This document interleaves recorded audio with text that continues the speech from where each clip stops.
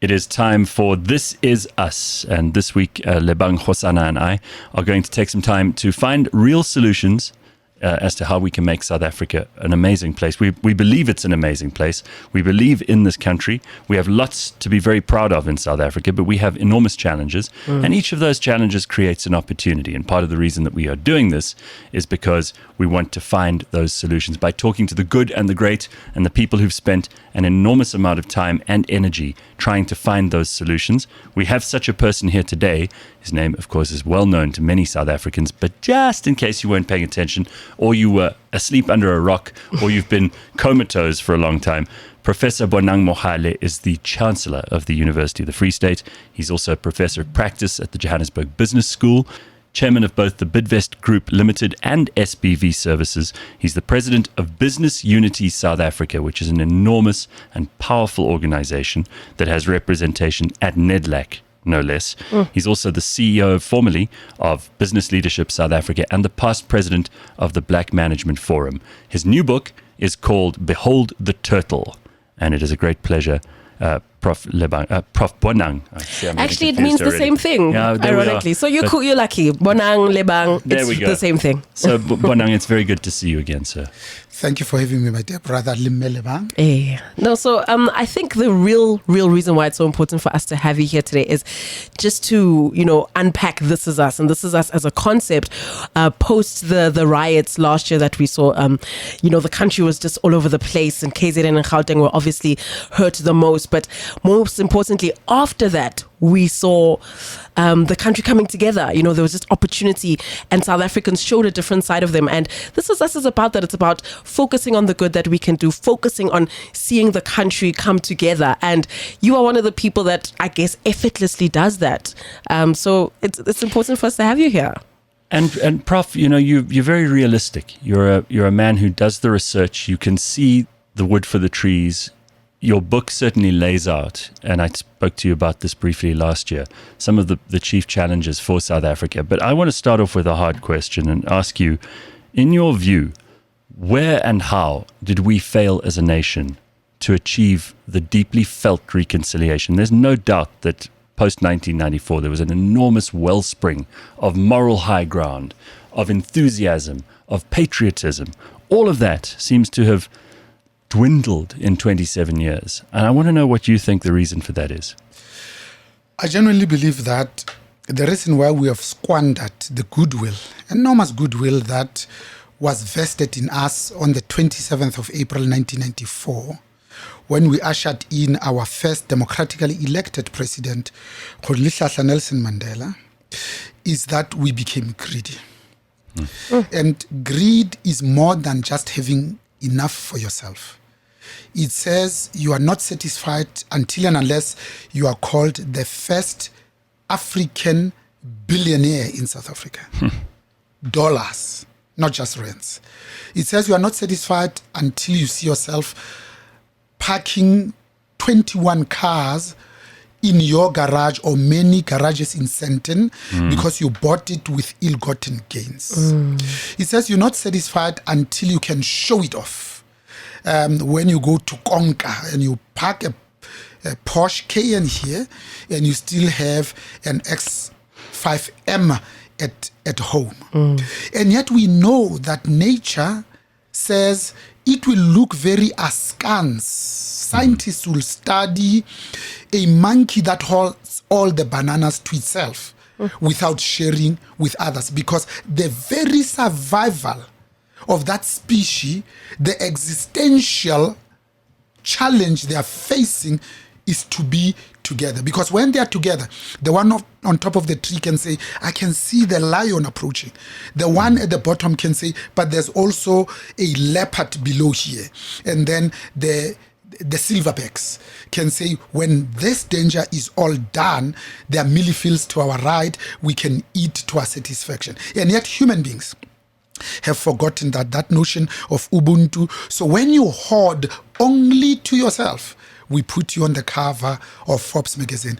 That's not genuinely human.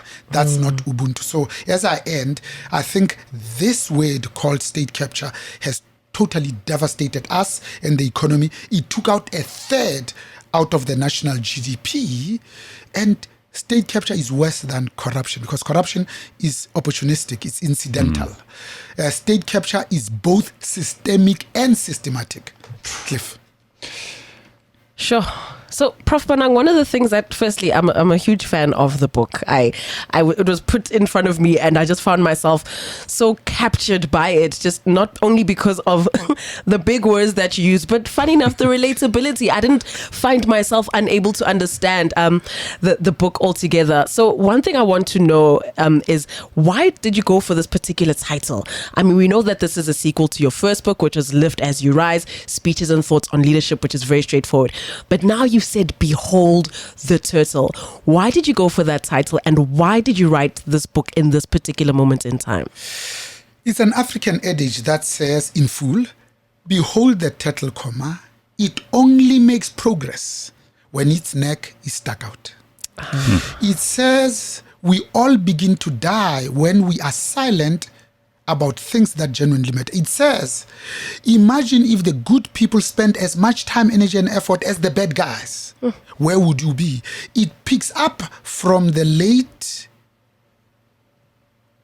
Emeritus Mpilo Desmond Tutu when he says, when you choose neutrality, actually you choose the side of the oppressor. Therefore, imagine where the world would be if all of us had no fear of retributions or reprisals, when we feel needed and wanted, when we feel free to speak our mind. So behold, the title says, is it possible that Africa can be ethically principled leadership? Which sounds tautologous, because ethical leadership can't be anything else other than ethical. But for emphasis, we say ethical leadership, as opposed to those who call themselves our leaders. And this is where I think they got wrong.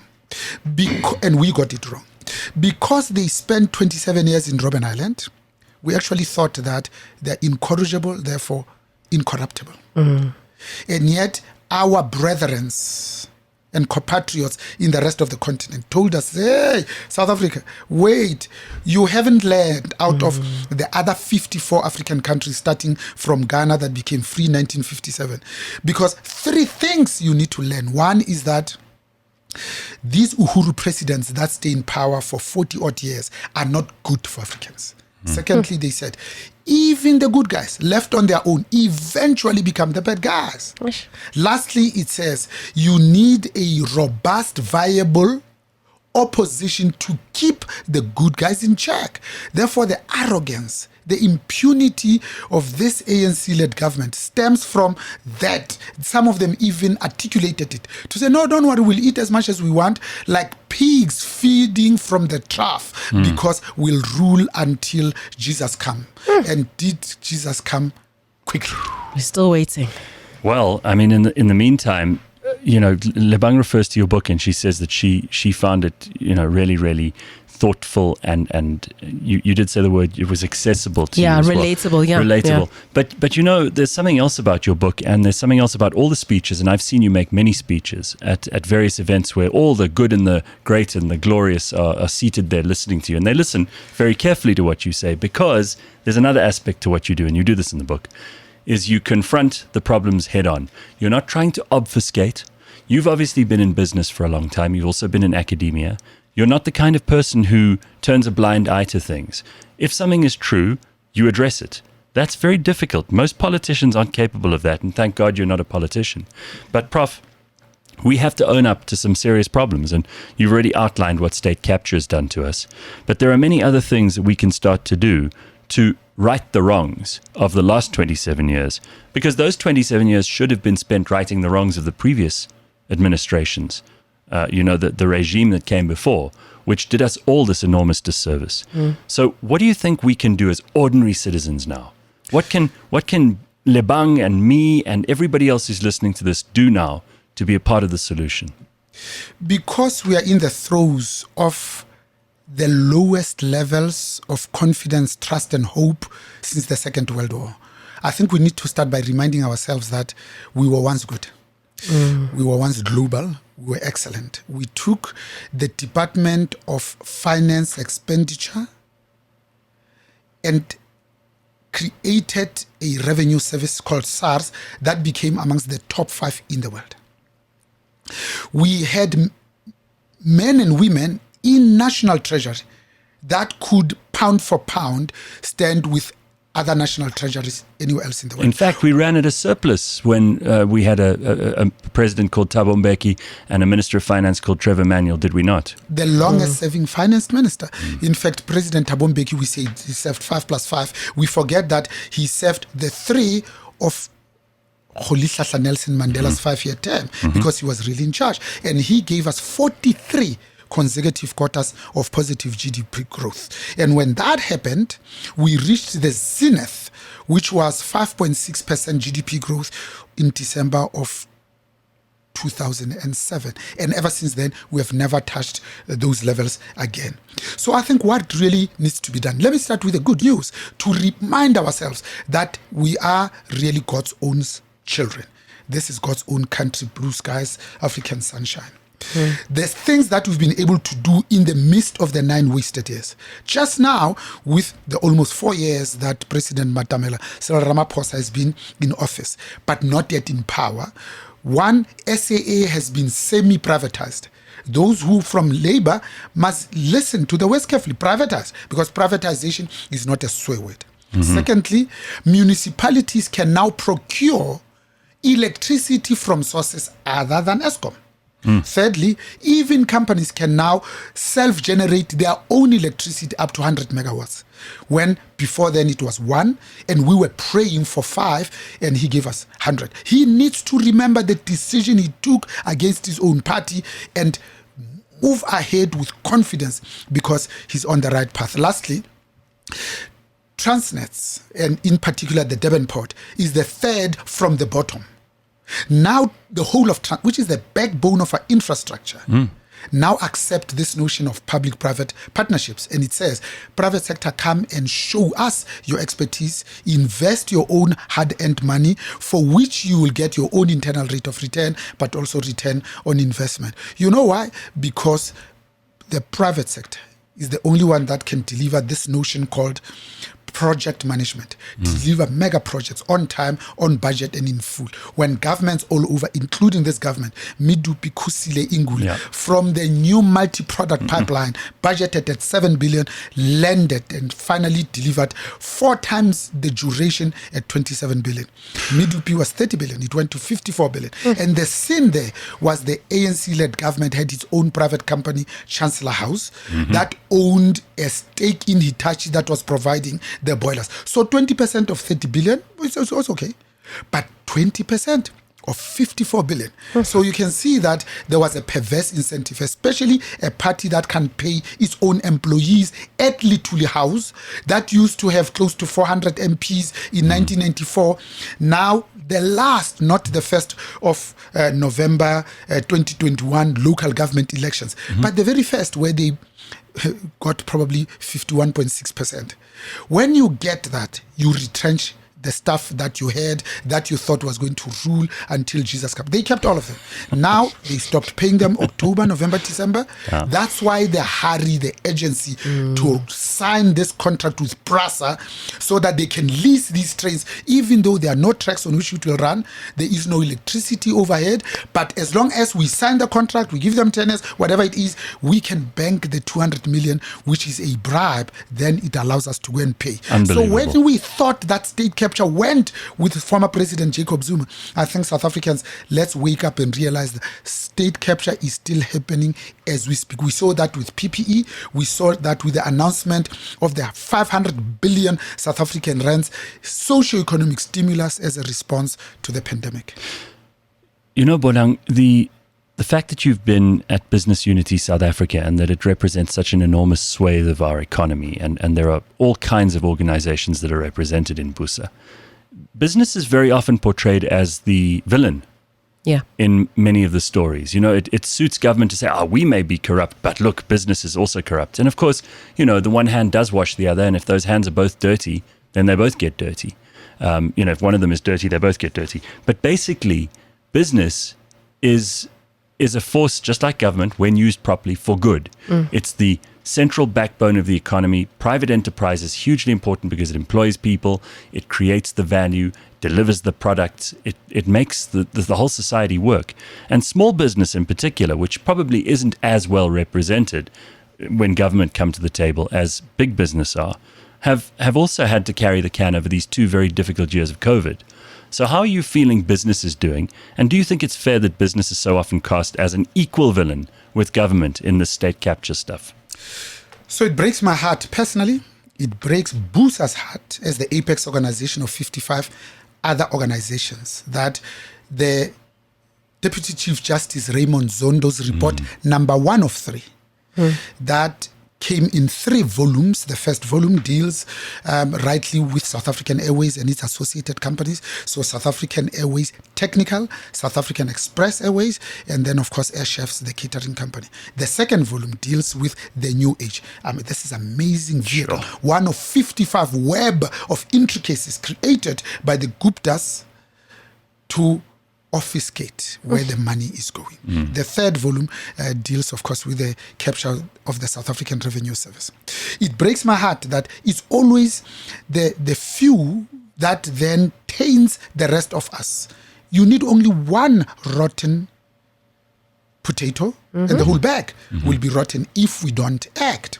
So the companies that were named, and the Zondo Commission report has some choice words for this business, and it talks about Nedbank, it talks about PwC, Standard Bank, and Bain, and others.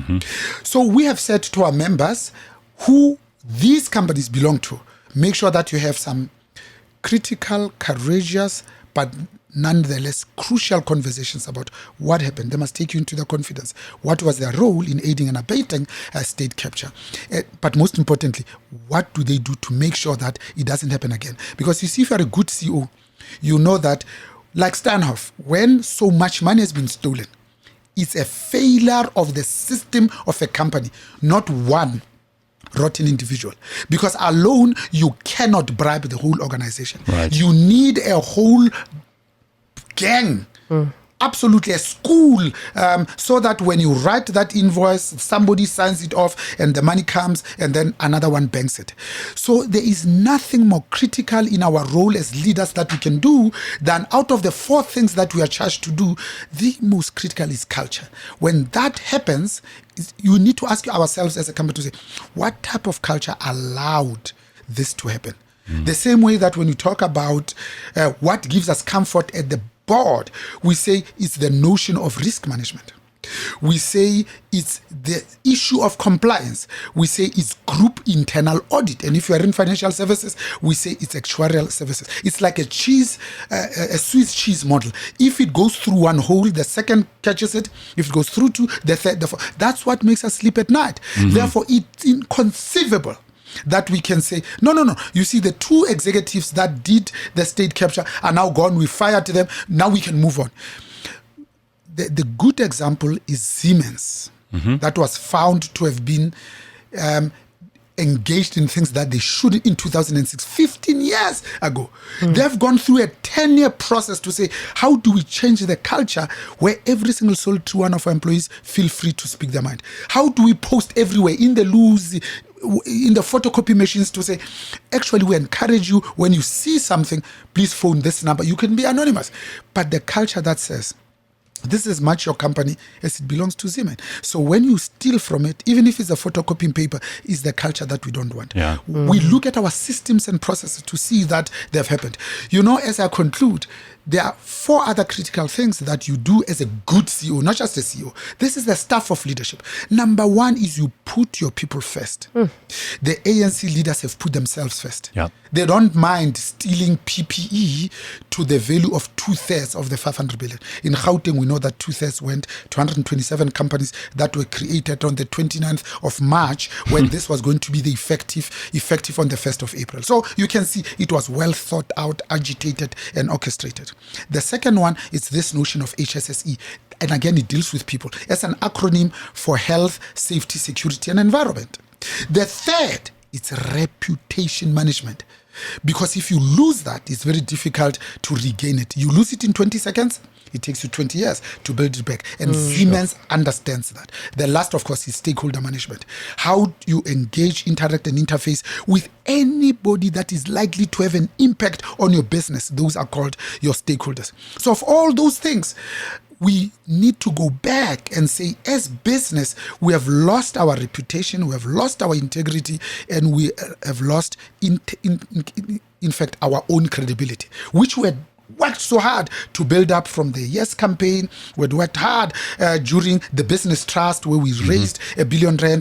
We had lost it when we created the RDP fund to say we're going to focus on tourism and the training related to tourism. We have lost that goodwill that we built by creating the Solidarity Fund, 5 billion pledged. After only a week, we banked 2.3 billion and we used it for the vaccine rollout to manage this pandemic. All that good work now taints all of us with a bad brush. So we will have to redouble our efforts, work that much harder, because, as I conclude, when business does well, society generally does well. Business cannot continue to be an island of poverty, of prosperity in a sea of poverty. Right. You can't live in Alexander, 2 kilometers away from the richest square mile in the continent, and you walk there every day, and yet your immediate supervisor and the bosses have never been to Alexander, and they claim to love you, because there's an African adage that says you have to love your people in order to lead them. 100%. And this is something you speak about almost in every single chapter in your book, that the value of people, the people you work with, the people you interact with, people is the real currency. And a part of that is living a life of purpose and meaning. Now this, I was trying to wrap my head around it, because it's easy to sometimes say, you need to live a life of purpose, meaning, and so on and so forth. But if you can't attain it, then it's difficult for you. So how would you advise the average South African out there who's struggling, who's suffering, or whatever the case is, to try their best to live that life of purpose and meaning? So number one, the reason why you put people first, it's because my grandmother used to say, isn't it funny that those people that wake up in the morning chasing money hardly have any, but those that follow their passion, they make money until it comes out of their ears. Therefore, it was... Why is that? It seems unfair. Yes. It seems so wrong. Yes. So you have to focus on the right things. So let me come back to the issues of business. We want embarrassingly good results. That's at the pinnacle. But you can't have those unless you build a foundation of trust.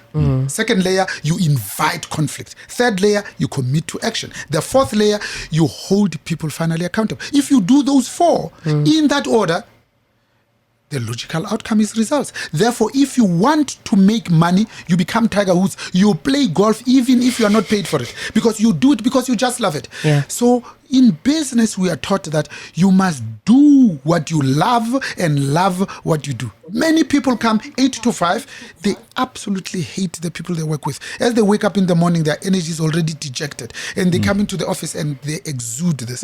But look at the people that follow their purpose. They say, this company does things that are congruent, that are consistent, that resonate with who I am and my own values. In fact, young people teach us today, they don't go for Coca-Cola and Procter & Gamble and Unilever. They say, I want to work for a company that I can relate to. I choose the company. We are just lucky to have a job.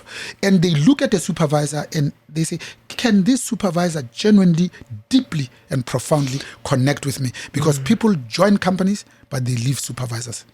But Prof, even what you're saying now is a deeper social thing than it is just getting a job or working for a company. What you're talking about, these values and this purpose and meaning, where do we teach our young people this? Some of us are fortunate. We've grown up in families where these things are taught to us at an early age. Some of us learn at university or at school, maybe by the wayside. Maybe we have an elder in the family who sits us down and explains to us how things work. But you have this ability to make sense of this and to speak about it with such authority. Where did you learn this, and how do we imbue this into young people?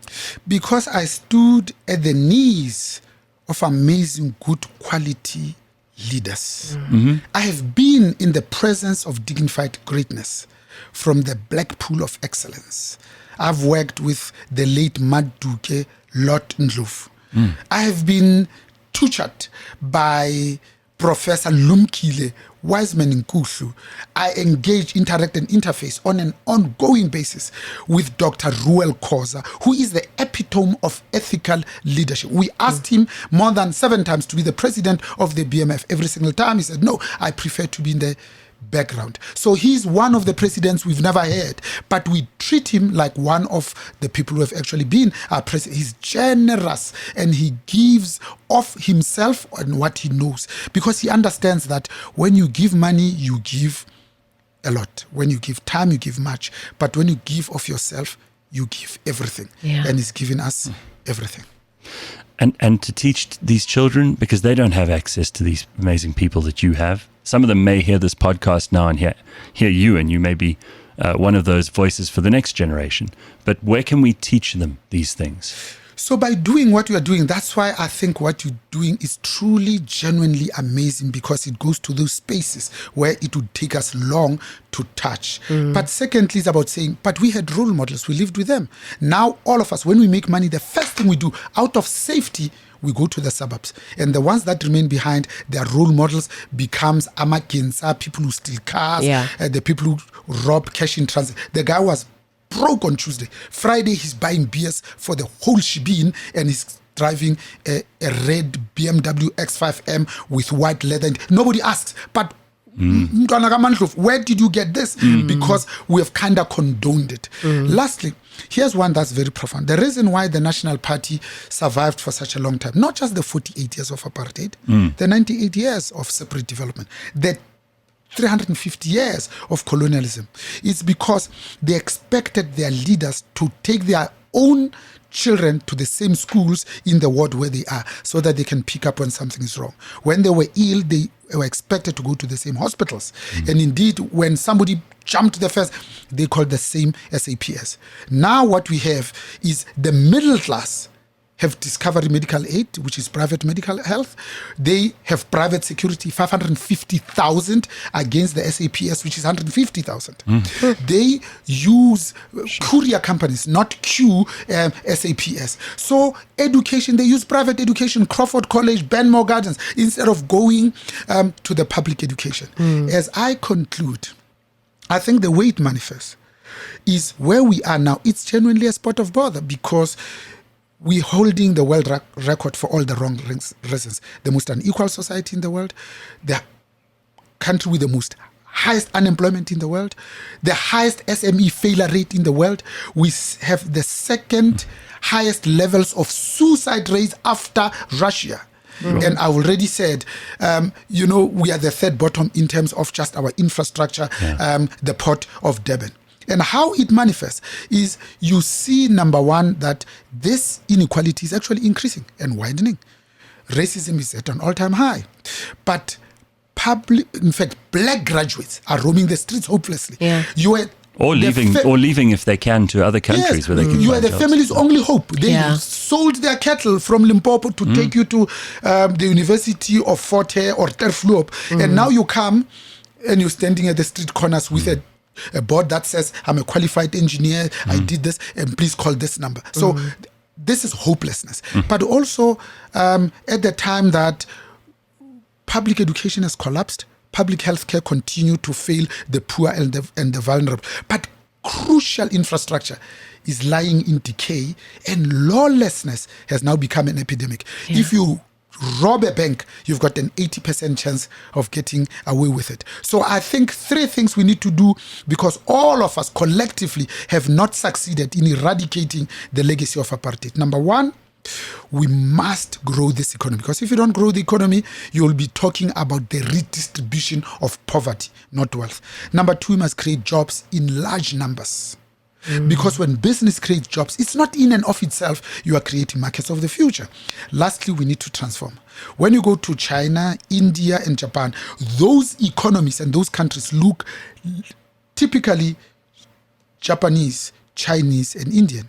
except South Africa looks like an outpost of Europe. Therefore, we must be broadly reflective of the demographics. Women are 51% of the 60.1 million South Africans. Black people are 90% of the population. White people are 8.3% of the population. And yet when you look at the C-suite, 70% is white male Afrikaners. Yeah. Women at the very best, 24% of positions of leadership. African women, 4%. When young people of military age are sitting at home, twiddling their thumbs with nothing to do, not only are you asking for trouble, you are actually actively inviting it. Thank you for having me. It's been an amazing conversation. Sure. Lebang.